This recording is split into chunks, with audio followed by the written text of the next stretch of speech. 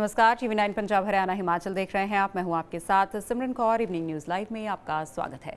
सब तो पहला गल करांगे पंजाब दी जलंधर दी जिमनी चोण नूं लैके कांग्रेस पार्टी दे प्रताप सिंह बाजवा वालों आम आदमी पार्टी का समर्थन मंगया गया है। कथित तौर पर इस गल बारे भाजपा आगू डॉक्टर राजकुमार वेरका ने टिप्पणी की है। उन्होंने कहा कि कांग्रेस ने अपनी हार कबूल लई है। नाल ही उन्होंने कहा कि कांग्रेस पार्टी इन्नी कमजोर हो चुकी है जो कि आम आदमी पार्टी वालों समर्थन मंगया जा रहा है। उन्होंने अपील कर रहे हैं कि आम आदमी पार्टी अपना उम्मीदवार ही ना खड़ा करे ते सानू जिमनी चोण जित लैण देवे। नाल ही उन्होंने कहा कि कांग्रेस पार्टी नूं अपने आप उत्ते विश्वास होना चाहिए है कि कांग्रेस पार्टी अपनी ताकत दे नाल चोण लड़ सकदी है ते जित सकदी है। राजकुमार जी, ਅੱਜ ਪ੍ਰਤਾਪ ਸਿੰਘ ਬਾਜਵਾ ਨੇ ਆਮ ਆਦਮੀ ਪਾਰਟੀ ਤੋਂ ਜਲੰਧਰ ਚੋਣ ਵਾਸਤੇ ਸਮਰਥਨ ਮੰਗਿਆ, ਕੀ ਕਹੋਗੇ? ਮੈਨੂੰ ਲੱਗਦਾ ਹੈ ਕਿ ਪ੍ਰਤਾਪ ਬਾਜਵਾ ਜੀ ਦੇ ਬਿਆਨ ਤੋਂ ਲੱਗ ਰਿਹਾ ਹੈ ਕਿ ਕਾਂਗਰਸ ਪਾਰਟੀ ਨੇ ਆਪਣੀ ਹਾਰ ਕਬੂਲ ਕਰ ਲਈ ਹੋਈ ਹੈ ਕਿ ਕਾਂਗਰਸ ਪਾਰਟੀ ਇੰਨੀ ਕਮਜ਼ੋਰ ਹੋ ਚੁੱਕੀ ਹੈ ਕਿ ਤੁਸੀਂ ਹੁਣ ਕੇਜਰੀਵਾਲ ਦਾ ਸਮਰਥਨ ਮੰਗ ਰਹੇ ਹੋ, ਉਹਨਾਂ ਨੂੰ ਅਪੀਲ ਕਰ ਰਹੇ ਹੋ, ਬੇਨਤੀ ਕਰ ਰਹੇ ਹੋ ਕਿ ਉਹ ਕੈਂਡੀਡੇਟ ਨਾ ਖੜਾ ਕਰਨ, ਸਾਨੂੰ ਇਲੈਕਸ਼ਨ ਜਿੱਤ ਲੈਣ ਦੇਣ। ਬਈ ਤੁਹਾਨੂੰ ਆਪਣੇ ਉੱਤੇ ਵਿਸ਼ਵਾਸ ਹੋਣਾ ਚਾਹੀਦਾ ਹੈ। ਕਾਂਗਰਸ ਪਾਰਟੀ ਨੂੰ ਆਪਣੇ ਉੱਪਰ ਵਿਸ਼ਵਾਸ ਹੋਣਾ ਚਾਹੀਦਾ ਹੈ ਔਰ ਕਾਂਗਰਸ ਪਾਰਟੀ ਨੂੰ ਆਪਣੀ ਤਾਕਤ ਨਾਲ ਲੜਨਾ ਚਾਹੀਦਾ ਹੈ, ਨਾ ਕਿ ਕਿਸੇ ਦੀਆਂ ਵਿਸਾਖੀਆਂ ਤੇ।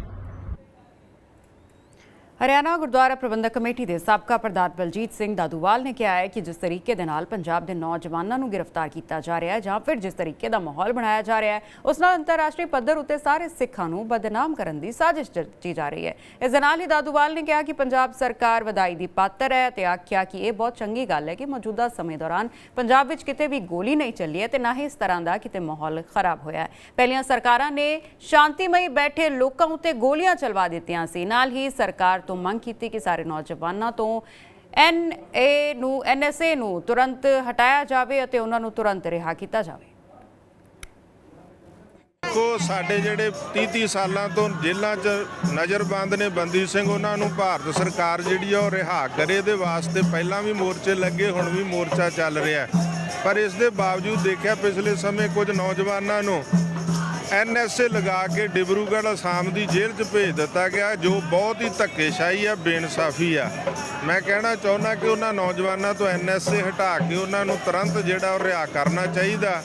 ਇਹ ਵੱਖਰੀ ਗੱਲ ਹੈ ਕਿ ਪੰਜਾਬ ਦੇ ਵਿੱਚ ਜਿਹੜਾ ਵਾ ਕਿਸੇ ਦੇ ਉੱਤੇ ਗੋਲੀਬਾਰੀ ਨਹੀਂ ਹੋਈ, ਕੋਈ ਸਾਡੇ ਤੋਂ ਜਾਨੀ ਨੁਕਸਾਨ ਨਹੀਂ ਹੋਇਆ। ਇਹਦੇ ਵਾਸਤੇ ਪੰਜਾਬ ਦਾ DGP ਤੇ ਪੰਜਾਬ ਦਾ ਮੁੱਖ ਮੰਤਰੀ ਇਸ ਗੱਲੋਂ ਵਧਾਈ ਦਾ ਪਾਤਰ ਆ, ਕਿਉਂਕਿ ਪਿਛਲਿਆਂ ਨੂੰ ਅਸੀਂ ਦੇਖਿਆ ਉਹਨਾਂ ਨੇ ਸ਼ਾਂਤਮਈ ਬੈਠੇ ਸਿੱਖਾਂ ਤੇ ਕੋਟ ਕਪੂਰੇ ਤੇ ਬਾਈਬਲ ਜਿਵੇਂ ਗੋਲੀ ਤੇ ਲਾਠੀ ਚਾਰਜ ਕੀਤਾ ਸੀ, ਜਿਹਦੇ 'ਚ 2 ਨੌਜਵਾਨ ਸਾਡੇ ਸ਼ਹੀਦ ਹੋਏ ਸੀ, ਅਨੇਕਾਂ ਜ਼ਖਮੀ ਹੋਏ ਸੀ। ਪਰ ਮੌਜੂਦਾ ਸਰਕਾਰ ਪੰਜਾਬ ਤੇ ਪੁਲਿਸ ਪ੍ਰਸ਼ਾਸਨ ਨੇ ਇਸ ਗੱਲੋਂ ਤਾਂ ਕੰਟਰੋਲ, ਪਰ ਜਿਸ ਤਰ੍ਹਾਂ ਫੜੋ ਫੜੀ ਦਹਿਸ਼ਤ ਦਾ ਮਾਹੌਲ ਬਣਾਇਆ ਗਿਆ, ਇਹ ਮੰਦਭਾਗਾ ਵਾ। ਜਿਹੜੇ ਨੌਜਵਾਨਾਂ ਨੂੰ ਬੇਕਸੂਰਾਂ ਨੂੰ ਫੜਿਆ ਗਿਆ, ਬੇਗੁਨਾਹਾਂ ਨੂੰ NSA ਵਰਗੀਆਂ ਸਖਤ ਧਾਰਾਵਾਂ ਲਾਈਆਂ, ਇਹ ਹਟਾ ਕੇ ਤੁਰੰਤ ਉਹਨਾਂ ਨੂੰ ਰਿਹਾ ਕਰਨਾ ਚਾਹੀਦਾ। पंजाब के सिक्ख्या मंत्री हरजोत बैंस अपनी कार्यशैली लई जाने जाते हैं। सूबे की प्राइमरी स्कूलों च नवे विद्यक सैशन की शुरुआत हो चुकी है तो सिक्ख्या मंत्री हरजोत बैंस भी एक्शन मोड च आ गए हैं। पंजाब के फिरोजपुर जिले का एक सरकारी स्कूल है पिंड कालूवाला च, जो कि 3 पासियां तो अंतरराष्ट्रीय बॉर्डर के नाल घिरिया होया है। सिक्ख्या मंत्री बैंस ने सरकारी प्राइमरी स्कूल कालूवाला फिरोजपुर का दौरा किया। दसणयोग इत्थे है कि इस पिंड के बच्चे एक किश्ती राही सतलुज दरिया पार करके स्कूल जाते हैं, क्योंकि होर कोई सुविधा साधन नहीं है। ਅੱਜ ਸਵੇਰੇ ਇੱਥੇ ਪਹੁੰਚ ਕੇ ਸਿੱਖਿਆ ਮੰਤਰੀ ਬੈਂਸ ਨੇ ਬੱਚਿਆਂ ਦੇ ਨਾਲ ਹੀ ਕਿਸ਼ਤੀ 'ਚ ਬਹਿ ਕੇ ਸਤਲੁਜ ਦਰਿਆ ਪਾਰ ਕੀਤਾ ਤੇ ਪ੍ਰਾਇਮਰੀ ਸਕੂਲ ਦਾ ਦੌਰਾ ਕੀਤਾ। ਇੱਕ ਹੋਰ ਉਪਰਾਲਾ ਕਰਦੇ ਹੋਏ ਸਿੱਖਿਆ ਮੰਤਰੀ ਨੇ ਸਰਕਾਰੀ ਸਕੂਲਾਂ 'ਚ ਇਸ ਵਾਰ ਦਾ ਵਿਦਿਅਕ ਸੈਸ਼ਨ ਸ਼ੁਰੂ ਹੋਣ ਤੋਂ ਪਹਿਲਾਂ ਹੀ ਬੱਚਿਆਂ ਨੂੰ ਕਿਤਾਬਾਂ ਮੁਹੱਈਆ ਕਰਵਾ ਦਿੱਤੀਆਂ। बठिंडा केंद्रीय जेल तो एक खबर सामने आई है। कुछ कैदियों ने जेल प्रशासन के खिलाफ प्रदर्शन किया ते अपनी नजायज़ मंग नूं पूरा करने की धमकी दी। जो कैदियों की एक भी नहीं चली तो बाहरों फोन मंगवा के कैदियों ने एक वीडियो रिकॉर्ड किया। इस वीडियो च सरकारां ते जेल प्रशासन के खिलाफ अपमान भरे शब्दों का इस्तेमाल करते हुए वीडियो नूं वायरल करने की कोशिश की। पुलिस ने सूचना मिलते ही कार्रवाई की। बठिंडा कैंट के SHO गुरदीप सिंह ने दस्सिया कि कैदी ने यह वीडियो गुरप्रीत सिंह जो कि लुधियाना का रहने वाला है उस नाम के शख्स नूं भेजी सी। पुलिस मामले की तफ्तीश कर रही है तो वीडियो लीक मामले 12 दोषियों खिलाफ मामला दर्ज कर लिया गया है। वो चाहते भी जो जेल प्रशासन है जो साढ़े मुताबिक काम करे।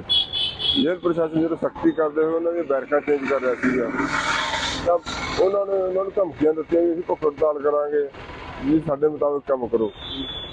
ਜਦੋਂ ਉਹਨਾਂ ਨੇ ਮੁਤਾਬਕ ਕੰਮ ਨਾ ਕੀਤਾ ਤਾਂ ਉਹਨਾਂ ਕਹਿੰਦੇ ਸਾਨੂੰ ਪਤਾ ਲੱਗਿਆ ਵੀ ਇਹਨਾਂ ਨੇ ਇੱਕ ਬਾਹਰੋਂ ਫੋਨ ਮੰਗਵਾ ਕੇ ਕੋਈ ਇੱਕ ਵੀਡੀਓ ਬਣਾਈ ਹੈ ਜਿਹਦੇ ਵਿੱਚ ਜੇਲ੍ਹ ਪ੍ਰਸ਼ਾਸਨ ਤੇ ਪੰਜਾਬ ਸਰਕਾਰ ਦੇ ਕੁਝ ਖਿਲਾਫ ਕੁਝ ਬੋਲਿਆ ਹੈ। ਬੋਲ ਕੇ ਉਹ ਜਿਹੜੀ ਵੀਡੀਓ ਸੀਗੀ, ਇੱਕ ਗੁਰਪ੍ਰੀਤ ਸਿੰਘ ਗੋਪੀ ਨਾਮ ਦਾ ਬੰਦਾ ਜੋ ਕਿ ਲੁਧਿਆਣੇ ਦਾ ਰਹਿਣ ਵਾਲਾ, ਇਸ ਟਾਈਮ ਕੈਨੇਡਾ ਰਹਿ ਰਿਹਾ, ਉਸ ਦੇ ਵਿਦੇਸ਼ ਦੇ ਨੰਬਰ ਤੇ ਉਹ ਵੀਡੀਓ ਨੂੰ ਭੇਜੀ ਗਈ ਹੈ।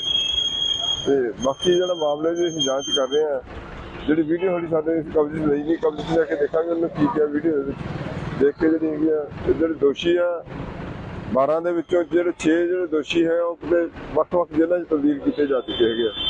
ਉਹਨਾਂ ਦੇ ਪ੍ਰੋਟੈਕਸ਼ਨ ਵਾਰੰਟ ਜਾਰੀ ਕਰਾ ਕੇ ਉਹਨਾਂ ਨੂੰ ਗ੍ਰਿਫਤਾਰੀ ਪਾ ਕੇ ਜਿਹੜੀ ਅਗਲੀ ਕਾਰਵਾਈ ਅਮਲ 'ਚ ਲਿਆਂਦੀ ਜਾ ਰਹੀ ਹੈ। ਸਰ ਕੋਈ ਗੈਂਗ ਨਾਲ ਵੀ ਜੁੜੇ ਹੋਏ ਹੈਗੇ? ਨਹੀਂ, ਆਮ ਕੈਦੀ ਹੈਗੇ, ਕੋਈ ਗੈਂਗਸਟਰ नहीं है, आम कैदी है।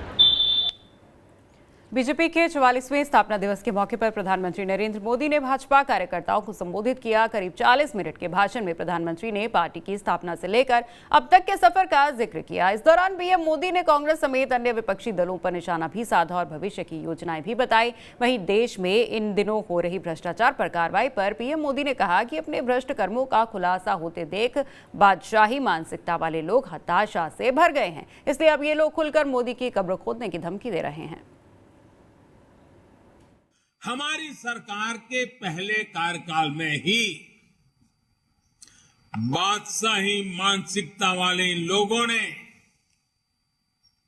इन शोषितों, वंचितों, दलितों, पिछड़ों कोई मौका नहीं छोड़ा उनकी मजाक उड़ाने में। हर पल उनकी मजाक उड़ाते रहे। हमारी योजनाओं, हमारे कार्यक्रमों को निम्न स्तर का बताने की होड़ बनाई है।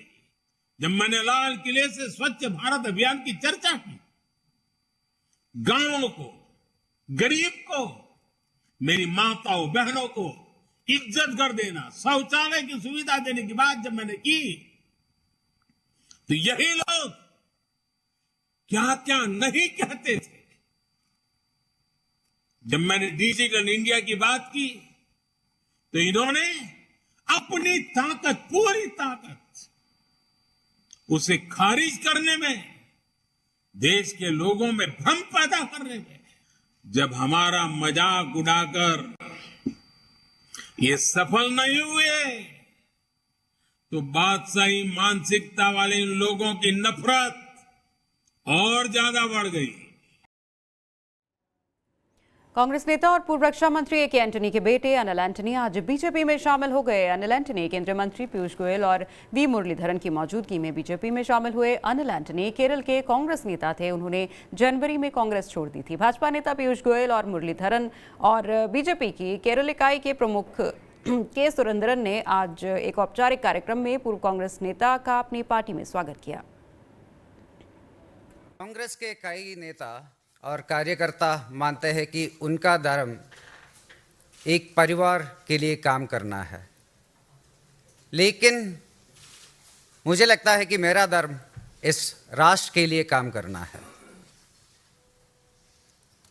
हमारे आदरणीय प्रधानमंत्री जी के पास हमारे देश को अगले 25 साल में एक विकसित राष्ट्र बनाने के लिए एक बहुत स्पष्ट दृष्टिकोण है और उनके पास भारत में सभी के लिए सामाजिक और आर्थिक गतिशीलता और न्याय लेने के लिए भी एक बहुत स्पष्ट दृष्टिकोण है। He also has a very clear vision to place India as a very prominent pole in an emerging multipolar world. Haryana के पूर्व मुख्यमंत्री ओम प्रकाश चौटाला ने केंद्र सरकार पर निशाना साधा है। उन्होंने कहा कि केंद्र सरकार और विशेष रूप से प्रधानमंत्री मोदी की एक सोच है जिसके तहत उन्होंने सीबीआई, ईडी और न्यायपालिका को काबू में किया हुआ है।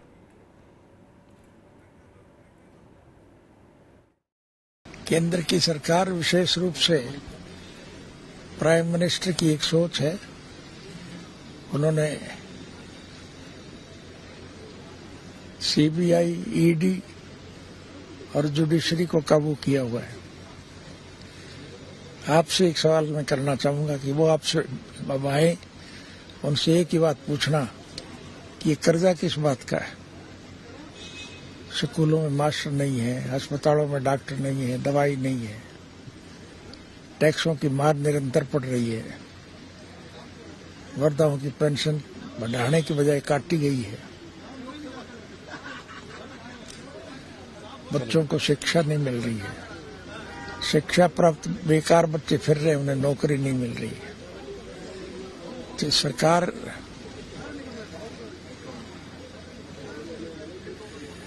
ठीक नहीं चल रही है। 2024 कैसे देते हैं आप? है 2024 में सरकार का तख्ता पलट जाएगा। Thank you.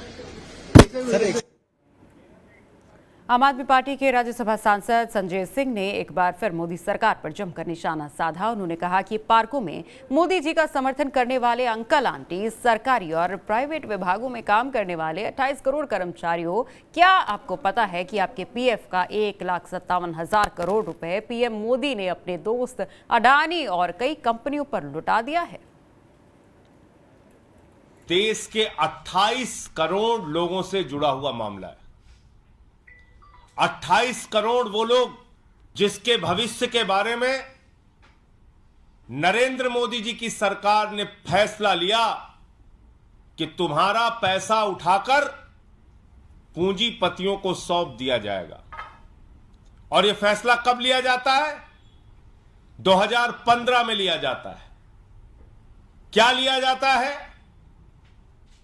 सरकारी विभागों में काम करने वाले कर्मचारी जिनका प्रोविडेंट फंड का पैसा कटता है, प्राइवेट कंपनियों में काम करने वाले कर्मचारी जिनका प्रोविडेंट फंड का पैसा कटता है, वो पीएफ का पैसा उठाकर 50 कंपनियों के शेयर खरीदे जाएंगे। 50 कंपनियों के शेयर खरीदे जाएंगे। और आपको जानकर हैरानी होगी कि इसमें 2 कंपनियां, अडानी पोर्ट और अडानी इंटरप्राइजेस, ये 2 कंपनियां अडानी की हैं। और पैसा कितना लगा है आप सुनेंगे तो आपके होश उड़ जाएंगे। 1,57,000 करोड़ रुपए, 1,57,000 करोड़ रुपए इन कंपनियों का शेयर खरीदा गया है। किसके पैसे से? जो भविष्य के सुरक्षा के लिए लोग, कर्मचारी अपने भविष्य की सुरक्षा के लिए पीएफ का पैसा रखते हैं, उस पैसे से 1,57,000 करोड़ रुपए का शेयर खरीदा गया है। विधानसभा में प्रश्नकाल के बाद शिमला नगर निगम चुनाव को लेकर खूब हंगामा हुआ। भाजपा विधायक रणधीर शर्मा ने पॉइंट ऑफ ऑर्डर के तहत शिमला नगर निगम चुनाव से संबंधित मामला उठाया। उन्होंने कहा कि मंगलवार को सरकार ने नगर निगम के वार्डों की संख्या 41 से घटाकर 34 करने का विधेयक सदन में पारित किया है, लेकिन इससे पहले चुनाव की अधिसूचना जारी हो चुकी थी। रणधीर शर्मा ने कहा कि जब विधानसभा का सत्र आने वाला हो तो उससे 15 दिन पहले ऑर्डिनेंस के जरिए कानूनों में बदलाव करना सही नहीं है। वाटर सेस का कानून भी ऑर्डिनेंस के जरिए लाया गया। उन्होंने कहा कि इससे पहले भाजपा सरकार के समय राज्य चुनाव आयोग की अनुमति के परिसीमन की सारी प्रक्रिया पूरी हुई थी और नियमों के अनुसार ही 34 वार्डों का रीऑर्गेनाइजेशन करके इन्हें 41 किया गया था। हम बिल्कुल व्यवस्थाओं का सम्मान करते हुए आज सदन की कार्यवाही में हिस्सा लेने के लिए गए थे। प्रश्नकाल में और प्रश्नकाल के बाद भी हम सारी कार्यवाही में हिस्सा लेने के लिए वहां पर उपस्थित रहना चाह रहे थे, लेकिन जिस प्रकार से कांग्रेस पार्टी का रवैया सदन में रहा वो सचमुच में बहुत दुर्भाग्यपूर्ण है। हमने पॉइंट ऑफ ऑर्डर के अंतर्गत माननीय सदस्य रणधीर शर्मा जी ने जो पॉइंट रेज किए उनका जवाब देने की स्थिति में नहीं सरकार है।